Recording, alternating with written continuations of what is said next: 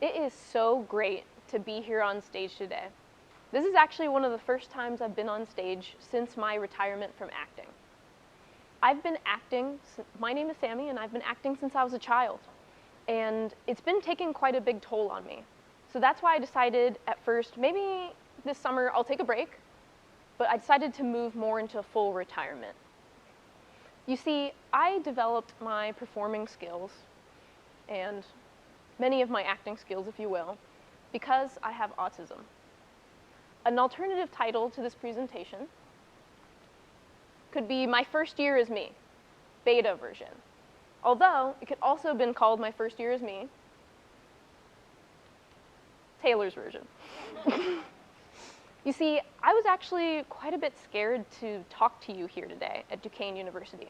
This is the first time I've actually talked about this in public. And so I'm really excited to be able to share what I've learned in this past year since my diagnosis in June.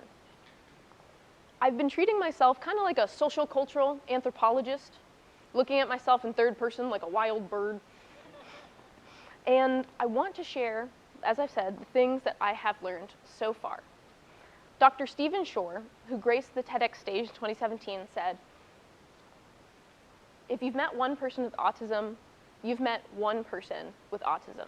And so I hope today you feel like you were able to meet me. And so with that, a quick primer on ASD, or autism spectrum disorder. The etymology for autism comes from Greek. It comes from the Greek root word autos, which means self.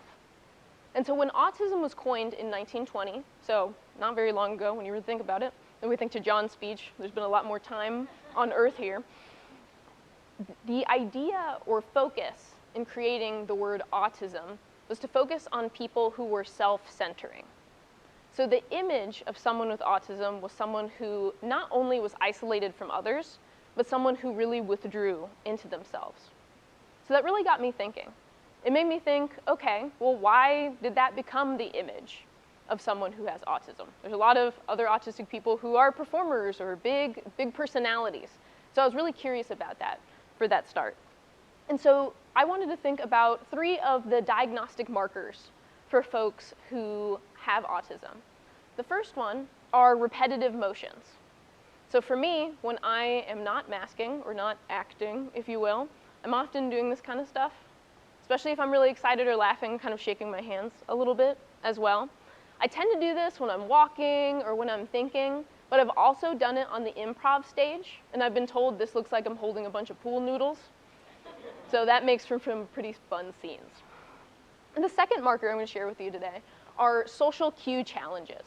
So a lot of folks with autism often struggle with managing social cues or social communication just in general. For me, I feel like my ears start off with some really odd audio processor where words come in and sarcasm comes out. I was talking to my buddy Weston a couple of months ago after teaching salsa dancing at Carnegie Mellon. I went up to him, I looked up at him, eye contact, he's 6'3", and I asked him, hey, how did the class go? And he says, Sammie, the class was great. What I heard was, yeah, the class was great. So I look back up at him, direct eye contact, even though it's not my favorite thing to do, and say, are you being sarcastic? He was pretty chill with it, but sometimes that doesn't fly very well at work. The third marker I'm going to share with you today are intense interests. A lot of folks with autism might really specialize in a certain area. For me, I studied psychology for 2 years in high school, all throughout my undergraduate, and in my master's as well.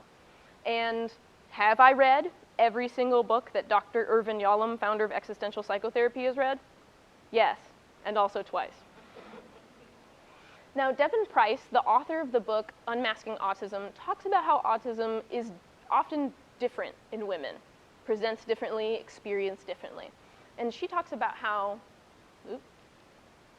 people with so-called female autism may be able to make eye contact, carry on a conversation, or hide their tics and sensory sensitivities. She also talks about how many women with autism really don't realize that they have autism for decades. They're missed in diagnosis because they often just view themselves as shy or hypersensitive.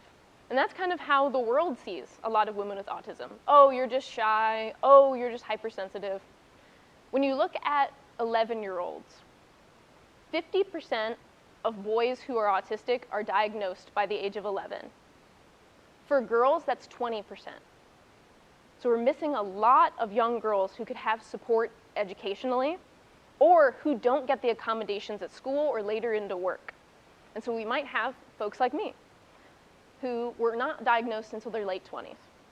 Additionally, autism is widely undiagnosed in communities of color, like my Latinx community.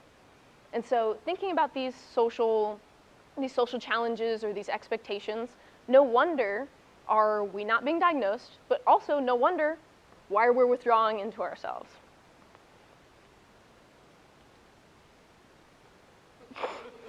I brushed my hair for this one, don't worry about it. I grew up in what I like to think of as a muted household. It was a household where I wasn't taught how to manage my emotions. Gentle parenting hadn't dropped yet. I think they could have used that one for a quick minute. And I often really struggled with being able to express big emotions. I could get in trouble for expressing any big emotion, whether it was anger and sadness, but even big joy. I remember when I was in high school, it was when I had my first meltdown, which was like a big set of crying spells on my own for hours on end. And I locked myself up in my childhood bedroom, which now I realize didn't have a lock, but I was home alone, so it was okay. And I thought, okay, I can just release all of this in one go. That's totally fine, super efficient, love it. The next year, it actually happened twice. And I thought, you know what, I can still manage this. I've got this on my own. I got this strategy, if you will. But then it became once a season, once a month, and once a week. And still at that point, you know, being young in high school, you know, just imagine her, but with like the same hair, aged up. I thought that I was managing it pretty well. It was like I was the Hulk, not just for anger, but for any big emotion, even big joy, like the happiness Hulk. I realized I had so much pent-up anxiety that I felt like any one joke or one celebration would put me in the spotlight as a weirdo to other people. So I decided to avoid rejection from my family or from my friends to really just bottle up my emotions. But as I had pent up my emotions, over time, I had this perpetual baseline of anxiety that I didn't realize that I was perpetuating with that. And I had no reason why, I just thought that was kind of what my life would be.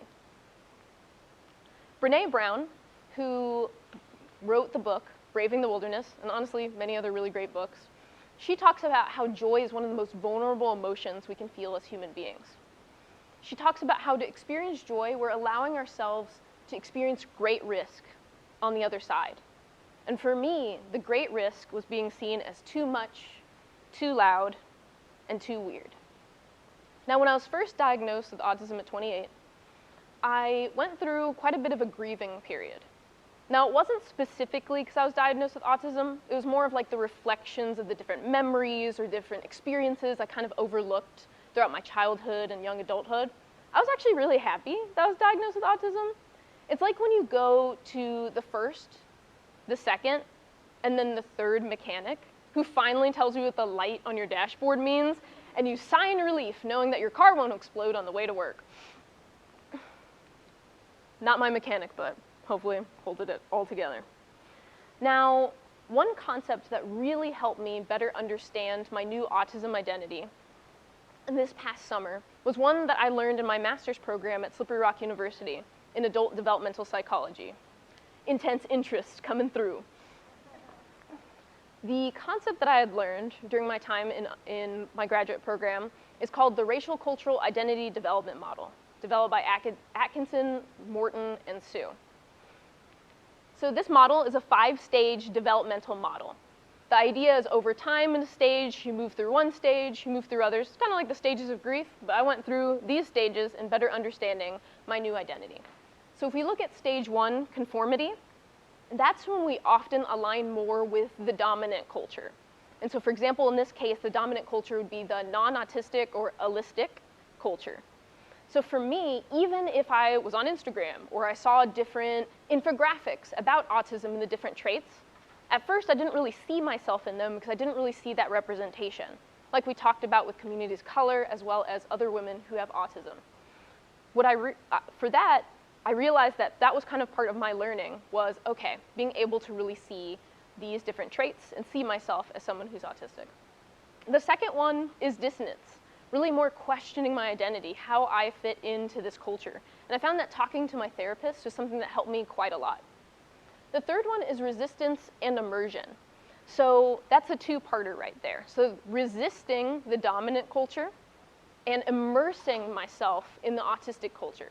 So that's when I started reading so many books and listening to different podcasts, reading articles, trying to learn as much as I could about the community, different thought leaders who were speaking on stages like this to talk about their experience, something very valuable for me. But also at the same time, maybe distancing myself from folks who aren't autistic at this moment.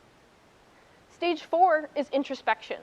That's being able to really understand myself as I am autistic, but I'm also all these other things. It's being able to see folks who have autism and be like, I don't know if I believe that. And just recognize that everyone has opinions and not everyone is exactly the same, right? Stage 5 is this integrative awareness. It's this sense of, I appreciate myself, I appreciate other folks with autism, I appreciate folks who don't have autism, because we all have something to bring in this world, and autism is supposed to exist in this world to create so much more diversity of thinking. Now, one comedian I really love, her name is Hannah Gadsby. Some of y'all might be familiar with her, She became really famous for her stand-up special, Nanette, on Netflix. And she actually shared her own autism diagnosis publicly a couple of years ago. And she talked about her journey. And I feel like what she said really aligned with where I am at currently. She said that her diagnosis just gave me permission to be kinder to myself. She specifically said, I tell people I'm clumsy with other people. And I recognize that sense of both kindness and also directness with other people. Not just saying, I'm autistic, but also saying, I'm autistic, therefore it means this for me. Allows me to retain my individuality while also advocating for myself. I like to think about the idea of having a new identity, especially a little later in life, as like taking off some glasses. Now, I see some of y'all out here have glasses, maybe you have glasses for a long while. The way I think about it is going up to the mirror, taking off my improv glasses, and looking at the shape of my face, and trying to get used to the shape of my face without those glasses. I realized for a long time I was living with a prescription that no longer worked for me. And I don't know if the answer is contacts, but maybe I'll come next year and tell you if it is. Okay. Now, I had a tough choice to make. Either do exactly what I was doing, not change whatsoever, and, just casually cycle through burnout every 4 months at work and home. Or really take the risk to learn about myself and understand what it means to have big emotions and share joy as a person with autism. What did it mean for me to give up acting like I wasn't autistic? What did it mean for me to give up the performance of that neurotypicality? Social camouflaging, performing 24/7, is exhausting. Now, how many of y'all, raise your hands, have ever gone to work or class and felt like you gave the performance of your life? I know some of y'all leapt out of bed and you didn't read the reading, but you made it convincing.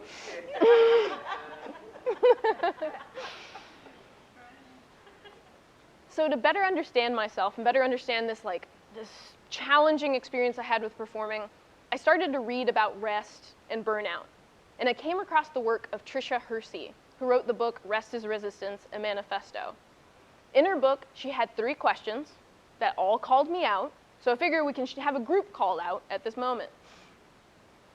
What would it feel like to be consistently rested? I didn't know the answer to this. What everyone tells you is you need 8 hours of sleep. That didn't really solve anything. I was sleeping pretty well. Another question, what does exhaustion look like for me? I know for me, when I said I was exhausted, it really meant that I was going home and I wasn't able to function. I wasn't able to take care of myself. Some things as simple as brushing my teeth, brushing my hair, washing my face Sometimes I would just go to sleep in the same clothes I was wearing that day because I just physically did not have the energy to manage after a long day of socializing, a long day of performing, a long day of really analyzing my experience of the world. And trust me, after I found out the whole sarcasm thing, that took a lot of grieving and managing as well. Now, am I navigating the world from a constant state of exhaustion? I knew that I was. And from this question, I knew that I didn't have to anymore. That I was making the choice to in some ways, even though I didn't have the information. And now that I had the information, what was I going to do with it? As I talked about before, talking to my therapist was something that was really valuable to me. Just talking to other people about my experience overall. And my therapist isn't even autistic. And talking to her, one conversation that really stuck out to me was when she told me how important it is to live for yourself and not act for others. What do you do when you focus on yourself, that self-discovery, that self-knowledge? I realized that my tendency to overperform was something that I could change, and that actually by building the discipline to underperform, especially in a culture that values hustling and work and spending your time, just like Lori talked about as well, that by doing that, by building that discipline, I was able to give myself space to feel my feelings and actually get to know what did I need to be able to not live in that constant state of exhaustion. So one self-accommodation that's been really helpful for me is I am an avid wearer of noise-canceling headphones. I have them hooked up to my backpack right now. Now, do I wear my noise-canceling headphones when I'm on a walk or at the gym? Yeah, I think most people do that. Have I worn them at the bar? Have I worn them to a concert? And did I wear them last week to a professional development seminar? Yes. Oftentimes, I'm not listening to anything. I just literally have them on. I don't even have the noise cancellation on. And I've gotten some stares and I've gotten some questions. I didn't even realize this. This is where some of my social cues went to die. Was when I was at the bar, multiple people came up to me and said, "Oh, what are you listening to?" And I could not fathom that they didn't realize I was wearing them because it was just extraordinarily loud. I could still hear the conversations with people between me. I just didn't have like the rumbling of the rest of the bar happening. And with that, I had to make a decision too of how I perceived that.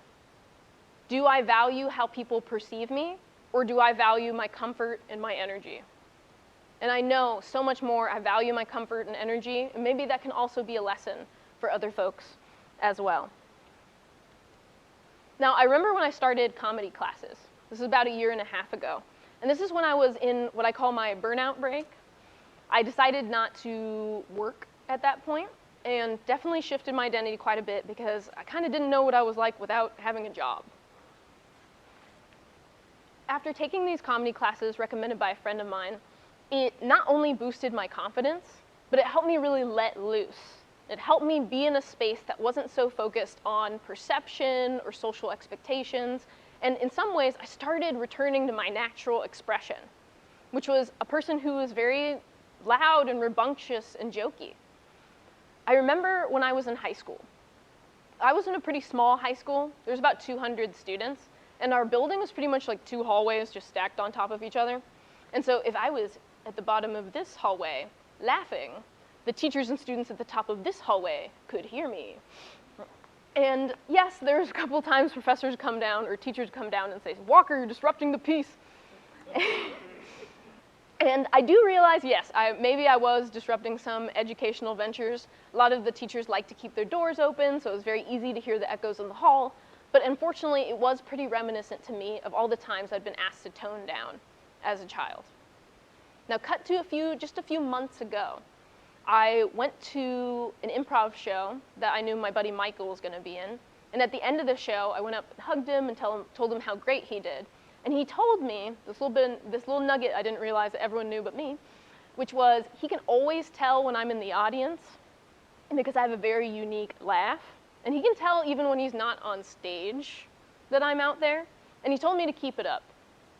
So knowing that just my presence, my experience, my expression was so respected or so desired in that regard just made me feel like this is just so much more of a safer space to be myself and gives me that that sense of empowerment that I can do that even in spaces where I maybe have not gotten that check mark okay. For me, performing has really changed the game when I decided that the most fulfilling performances I've ever had were the ones where there was no audience. You see, I love to dance. I'm a Latin dance teacher at Carnegie Mellon. I've also sung in multiple choirs, including Pittsburgh's Coro Latinoamericano. And not only do I do improv, but I also do stand-up comedy as well. But some of the most fulfilling performances have been the ones where I danced in my kitchen wildly, or I sung in the shower intensely, or I made a joke off the cuff and I was like, let me write that down, I need that for my set. Performing for myself has just been a way that I can express my emotions, manage my emotions, and really not allow myself to become that ticking time bomb I had when I was a child. So to go back to the etymology of autism, self-ism. Self doesn't have to be self-withdrawal. Self doesn't have to be self-centeredness. For me, it was self-discovery, to better understand who I was and what I was like without focusing on what other people cared about. I got to decide that my life could be of chosen discomfort instead of consistent baseline of discomfort. Now, this talk wasn't like strategies, tips, hacks on how to navigate like a non-autistic world. Maybe that will be my next talk, who knows. But I just want to let you know that this world needs so much more joy, whether it's autistic joy or not. So I do hope that you live for yourself rather than acting for others. Thank you.